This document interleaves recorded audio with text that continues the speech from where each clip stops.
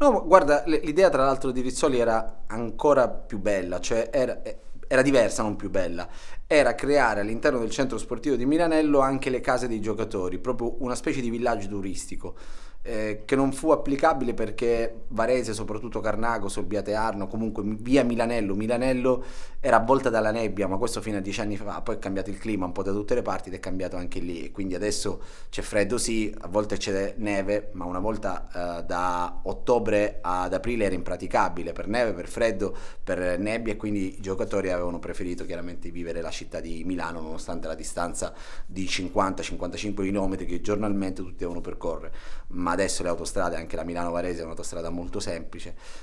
e quindi è più semplice anche arrivare lì.